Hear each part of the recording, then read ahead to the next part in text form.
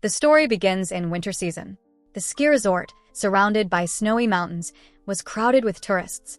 Some had come to enjoy the valleys, and some to enjoy the thrill of skiing and snowboarding. Dunn, Lynch, and Parker were also among those who had come there to ski that weekend. Dunn and Lynch were childhood friends, and Parker was Dunn's girlfriend. They had to go to the top of the snowy mountain for skiing, for which a chairlift facility was available. The three of them boarded the chairlift and started going up the hill, but due to some fault, the lift suddenly stopped in the middle of the way. All the people in the lift, along with the three, got scared. However, the lift started again after some time, and finally, they reached the top of the hill. Then, the three of them came down from the hill after enjoying skiing for hours. By then, it was evening. The three of them had dinner in a restaurant, and there they planned to go to the hill for skiing once again. But as soon as they reached the lift attendant told them that they had received information about bad weather, so they were closing the chairlift for the day. However, Dunn, Parker, and Lynch were not going to back out of their plan. They pleaded with the attendant again, and also promised to return soon. Finally, the attendant agreed and let them go. All three of them boarded the chairlift and moved towards the top of the hill. Meanwhile, one of the lift attendant's colleagues, Rifkin, came and told him that the leave he had applied for next week had been canceled by the boss. The attendant got very worried and handed over the responsibilities of the lift to Rifkin and started going towards the boss's office to talk to him. While leaving, he told Rifkin that 3 people had just gone up and to close the lift as soon as they returned. Then something happened. After some time, 3 boys came down the hill skiing. Rifkin thought that the attendant was talking about the arrival of these 3 people. In this misunderstanding, he closed the lift and went to his house, completely unaware that Dunn, Parker, and Lynch were still riding in the chairlift. On the other hand, as soon as the chairlift stopped, Dunn, Parker, and Lynch got worried, but then they thought that maybe there was some problem with the lift like before and that it would start again soon. As the night was getting darker, the cold was increasing. In this way, 25 minutes passed, and still, the lift did not start. They started calling for the attendant, but they had no idea that there was no one there to hear them. Then, one by one, the lights started turning off. Seeing this, all 3 shivered with fear because now they understood that the lift had not stopped due to any problem. Rather, the attendants had closed the lift. Parker started crying in panic, but Dunn asked her to be patient. She once again tried her best to call the attendants, but that too was of no use. Her panic was now turning into fear, but Dunn was still hopeful that they could not leave her like this. Someone would definitely come to help her. At that moment, Parker remembered that today was Sunday and that the resort was only open on weekends from Friday to Sunday. If no one came to help them that night, they would be stuck there for the next week. And the cold was increasing so much that it was difficult for them to spend even one night there. But then Lynch said, "Friend, we are thinking too much. You'll see that the light will come back in a short while, and we'll start laughing at each other." Lynch had just said this when suddenly clouds appeared in the sky, and within no time, heavy snowfall started with a storm. The 3 of them were shivering with cold and once again started calling for help. The 3 of them covered their faces with jackets and kept facing the storm for hours, but the storm was not stopping. Then suddenly, Lynch saw a light. He saw that a snow-cat truck was coming towards them from behind. Seeing that truck, a wave of happiness ran through the 3 of them. They were sure that the truck had come there to help them. The 3 of them started shouting loudly for help, but the truck stopped some distance away from them. Actually, the truck had not come there to help them. The driver of that truck was passing by in search of one of his companions who had gotten caught in the same accident. Truck driver reversed the truck and started heading back. Seeing him going away, Dunn, Parker, and Lynch got very frightened and started calling him loudly, but due to the storm, their voices were not reaching the truck driver. This incident dashed all their hopes of getting out of there. All 3 of them sat down in despair. They could not understand how the lift attendants could leave them in the lift. It was becoming difficult for them to bear the bone-chilling cold. The fear of death was increasing inside them. On top of that, Parker's skin had started burning due to the cold. To keep his mind calm, Parker tried to take out a cigarette from his pocket, but the glove of one of his hands slipped and fell down. Parker started shivering badly due to the cold. Dunn decided that he would now get down from the lift. Dunn was hopeful that there would be a thick layer of snow beneath him on which he could jump safely.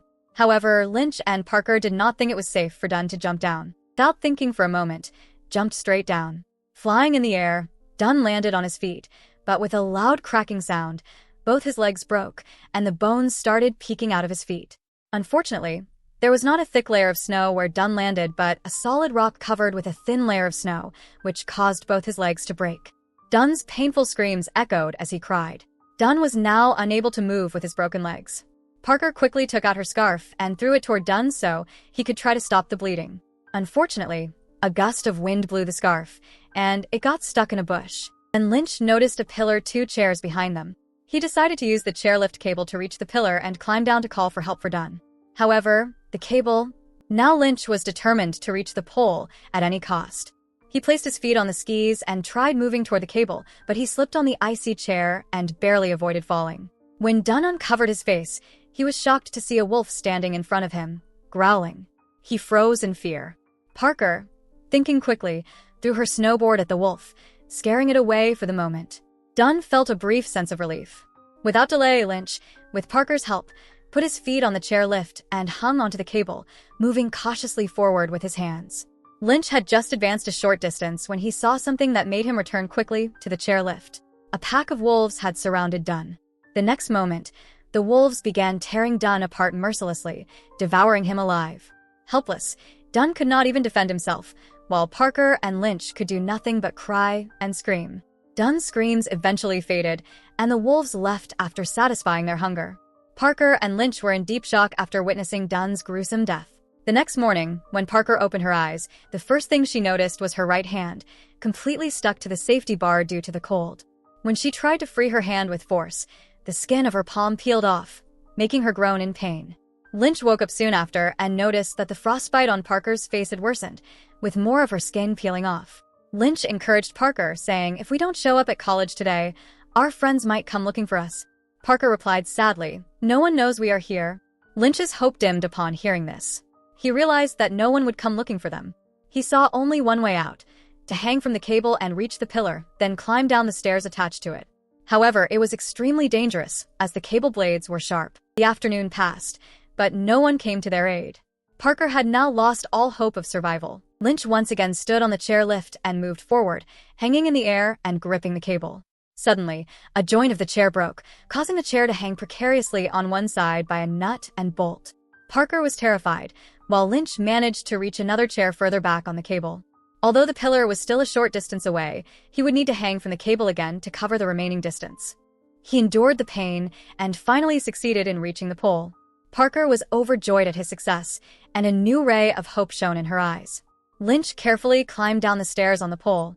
He had just reached the ground when a pack of wolves appeared. One wolf lunged at Lynch, ready to sink its sharp teeth into his neck, but Lynch grabbed a ski pole lying on the ground and struck the wolf's mouth. The wolf retreated, but the pack remained. Lynch quickly reached his snowboard and called out to Parker, promising to bring help as soon as possible. He then sat on the snowboard and slid away, but the pack of wolves chased after him. Parker was now alone. She sat on the chairlift, waiting anxiously for Lynch to return. Hours passed, but no one came to her aid, and her anxiety grew. Another day passed, yet neither Lynch returned nor did anyone come to help Parker. She began to cry in despair. Parker realized she needed to find a way out on her own. When she looked down, the ground was empty. The wolves were nowhere to be seen. Determined, she decided to jump down from the chair, regardless of whether she lived or died. First, she swung her leg over the edge of the chairlift, but just then, the nut and bolt holding the chair gave way and fell to the ground. As Parker prepared to jump, the chair detached and started to fall rapidly with her. She screamed as it fell, but the chair was held by a thin wire, which stopped it midair and left it hanging. Before it snapped completely, she jumped down. Since the height was not too great, she landed safely, but then the chair fell and struck her leg, injuring it. Crying in agony, she pulled her leg out from under the chair and began sliding down the hill with her hands. She tumbled and slipped over the snow. As she moved further down, she noticed blood splattered on the snow. A little farther on, she encountered a horrifying sight, a body torn to pieces. The wolves were tearing it apart and feeding on it. Suddenly, one of the wolves growled and stared at Parker. She froze in fear, facing her death. Miraculously, the wolf turned away and did not attack her. Parker sighed in relief and carefully slipped past the wolves. Somehow, she managed to reach the road. Exhausted and in pain, she collapsed on the roadside. A man driving by saw her and immediately stopped. He rushed out of his car and ran toward her. Without wasting any time, he lifted her into the car and started driving quickly toward the hospital. He consoled her, saying, "Don't lose courage. The hospital is just 10 minutes away. You'll be okay." But Parker's tears were more for Dunn and Lynch than her own pain, as she remembered their sacrifices.